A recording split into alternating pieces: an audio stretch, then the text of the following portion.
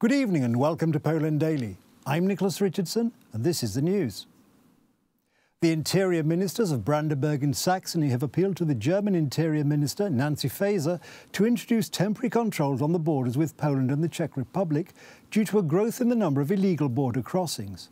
Polish and German Interior Ministers met and concluded that there is no justification to such steps. However, patrols of both Polish and German border authorities will be reinforced, as well as making additional joint checks on trains, said the Polish and German Ministers of Interior, Bartosz Grodecki and Nancy Faeser.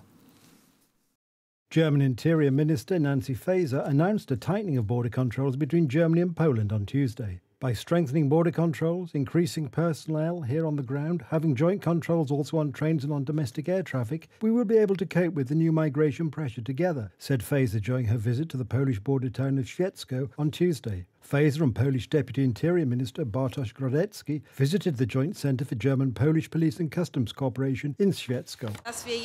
Now, by strengthening border controls, by increasing personnel here on the ground, by having joint controls also on trains and on domestic air traffic, we will be able to cope with the new migration pressure together. Our actions at the external border, especially at the border with Belarus, aim to protect the Polish border but also the common European border. That has an impact on our relations and also on the whole of Schengen, which Putin and Lukashenko are trying to destabilize.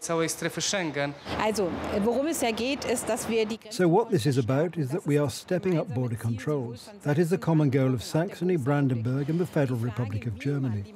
The question of how to take action is, I think, debatable. I would like to cite the example of the Czech Republic again, because even without stationary border controls, we managed to achieve a significant decline from the very high migration figures of last year to this year. And we have managed to do this by strengthening our forces, by stepping up our dragnet operations, and by simply reinforcing them on the ground. We are now doing the same here, and I thought that it was a very good signal today that the Polish colleague wants to do this together with me, this reinforcement of personnel, because that is the most effective thing. If you put a stationary border control sign on a window like this and think that it will solve everything, then you will cause great disappointment if it is not the case in the end. What we really have to do is strengthen our forces and ensure the pressure of migration decreases. And I think we all agree on this goal, and we have to get that done and not talk about the question, which is the best of all measures now. We can see that the Czech Republic has been successful, and I'm also very grateful to Saxony that they no longer maintain the demand to carry out stationary border controls there. And I want to say this to the citizens. There are such close relations between Germany and Poland in everyday life that it will be massively disrupted by stationary border controls. Recently, the Interior Ministers of Brandenburg and Saxony appealed to German Interior Minister Nancy Faeser to introduce temporary controls on the borders with Poland and the Czech Republic due to a growth in the number of illegal border crossings into Germany. However, Faeser has rejected the calls, arguing that this should be a last resort. Discussions between Polish Deputy Interior Minister Bartosz Grodecki and Faeser concerned current migration threats and the prospects for strengthened security cooperation between the two countries in the face of increased irregular migration into the European Union. United States Secretary of State Antony Blinken urged Turkey to immediately finalize Sweden's accession to NATO, saying the Nordic country had already taken significant steps to address Ankara's objections to its membership. Speaking in Luleå, northern Sweden, Blinken also rejected the suggestion that Turkey's approval of Sweden's NATO bid was linked to the sale of F-16 fighter jets to Ankara, even though United States President Joe Biden on Monday had alluded to a link between the two. Addressing a joint press conference with the Swedish Prime Minister, Blinken said Washington was going to continue to work to complete Sweden's accession in time for a mid-July NATO summit that will bring together the heads of the state of the alliance. His comments came hours after Turkey called on Sweden to prosecute those responsible for projecting the flag of an outlawed group onto the parliament building in Stockholm on the day of Turkish elections that extended President Tayyip Erdogan's rule. We urge both Turkey and Hungary, which is also not yet ratified, to ratify the accession as quickly as possible. There is no reason for any further time. Sweden is ready now. That decision should move forward now.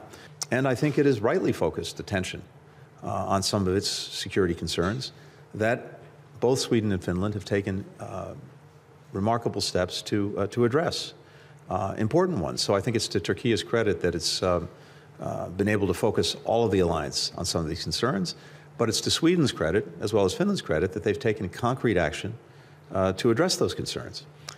From the perspective of the United States, the time is now to finalize Sweden's accession. Sweden, again and again, has proven its commitment to NATO, to its values, to its mission, to its members. A strong, vibrant democracy with highly capable forces that have been working shoulder to shoulder with NATO members for years, for decades. It is fully dedicated to upholding the commitments that underpin our alliance, including Article 5. By joining NATO, Sweden undertakes a commitment to the security of every other ally. No one should doubt that commitment. And of course, every other ally will be committed to Sweden's security. We will continue to work to complete Sweden's accession by the time our leaders gather in Vilnius for the NATO summit. We and our allies are both committed to and well positioned to help Sweden address its security needs, irrespective of whether accession happens tomorrow or in 2 weeks or in a few weeks after that.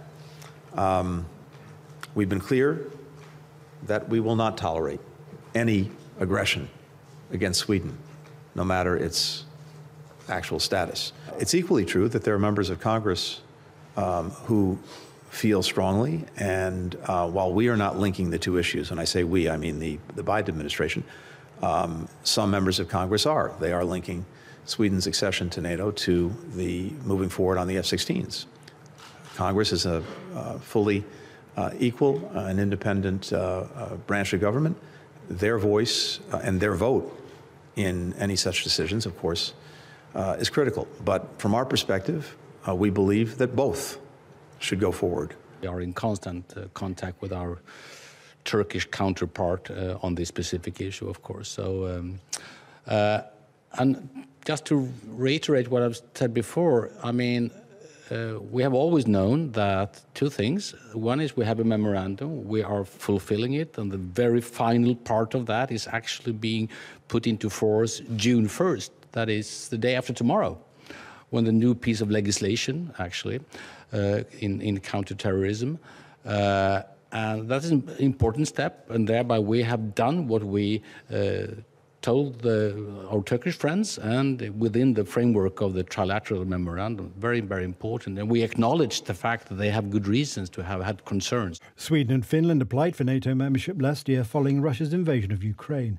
ditching long-held policies of military non-alignment. Applications for membership must be approved by all NATO members, but Turkey and Hungary have yet to approve Sweden's accession. Turkey ratified Finland's NATO accession in late March, but has continued to object to Sweden, saying Stockholm harbours members of militant groups it considers to be terrorists. Hungary has also not yet approved Sweden's accession. Nearly 1,000 Allied troops from the United States, Britain and Norway, and also from neighbouring Sweden, joined some 6,500 Finnish troops and some 1,000 vehicles for the Northern Forest exercise, Finland's biggest modern-time land force drill above the Arctic Circle. NATO forces learn how to defend their newest member, Finland, which is hosting its first joint NATO exercise since becoming the 31st member of the Western Alliance in April. The addition of Finland doubles the length of the border NATO shares with Russia, which launched a large-scale invasion of another neighbour, Ukraine, in February last year. Overseeing the exercise, just a 2-hour drive from the Russian border at one of Europe's largest artillery training grounds in Rovajärvi, northern Finland, Major General Gregory Anderson from the 10th Mountain Division of the United States Army said his country stood ready to defend Finland. As far as I know, this is the biggest exercise in Rovajärvi exercise area, at least during my years at the service. 7,500 soldiers, it's very big amount. U.S. Army is here training to, with our newest NATO ally to build that capability to help defend Finland if anything happens. That's our commitment to them. His troops practiced on the ground with their multiple launch rocket systems shipped from Germany, while their Finnish counterparts fired their Leopard 2 A6 tanks. The Swedes and Norwegians fired from CV-90 infantry fighting vehicles, and the UK troops deployed Warrior tanks. Sweden remains Finland's closest military partner and is also both politically and tactically ready to defend its Nordic neighbour, the commander of the Swedish land forces said. We have prepared plans on what to do if we are to be part of the defence of Finland. It's in the Finnish-Swedish cooperation, and it's a political task and it's prepared on the tactical level. Thea Rimmereid, 21, from Norway's northern Porsanger Battalion, When asked if she felt ready to defend Finland, said she'd only been in the military for 13 months. We have been in the military for 13 months. Yeah, approximately. Yeah, so it's hard to say, but we will do the best if we need to. Being sent here in a real operation would be scary, of course. Yes, but I think then it's really important to have those exercises when we work together, because it will be more realistic, and if it's, yeah, I don't know, it's nice to train together. Russia's invasion of Ukraine convinced Sweden and Finland last year to ditch long-held policy of military non-alignment and seek security of NATO's collective defence commitment. Finland formally joined on the 4th of April, drawing a threat from Moscow of countermeasures. Sweden hopes to be a member by the time of the Alliance's summit in Vilnius in July. According to preliminary data from the Central Statistic Office, inflation in May will be 13% year-on-year. A month ago it stood at 14.7%. PKO BP analysts say that total consumer prices did not rise in May, and this happened for the first time in 14 months.